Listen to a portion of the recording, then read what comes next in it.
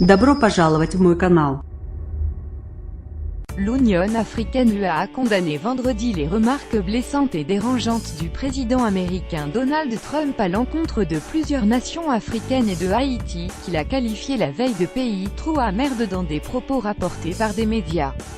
Ce n'est selon moi pas seulement blessant pour les gens d'origine africaine aux États-Unis, mais aussi pour les citoyens africains, a déclaré à l'AFP Eba Kalondo, porte-parole du président de la commission de l'UA Moussa Faki. C'est d'autant plus blessant compte tenu de la réalité historique du nombre d'Africains qui sont arrivés aux États-Unis comme esclaves. C'est aussi très surprenant car les États-Unis restent un exemple extrêmement positif de la manière dont l'immigration peut donner naissance à une nation, a-t-elle ajouté au sujet de cette déclaration extrêmement dérangeante, qui va complètement à l'encontre des comportements et des pratiques acceptés. Le président américain Donald Trump s'est emporté jeudi lors d'une réunion dans le bureau ovale avec plusieurs sénateurs pour évoquer un projet bipartisan proposant de limiter le regroupement familial et de restreindre l'accès à la loterie pour la carte verte.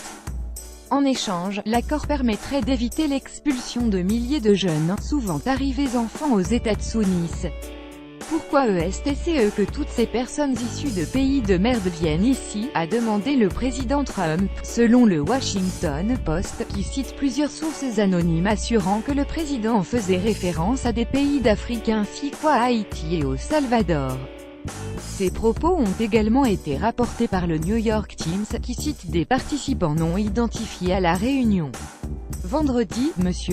Trump a laissé entendre qu'il n'avait pas utilisé l'expression « pays de merde ». Le langage que Jay utilisé lors de la réunion était dur, mais ce ne sont pas les mots utilisés, a-t-il tweeté.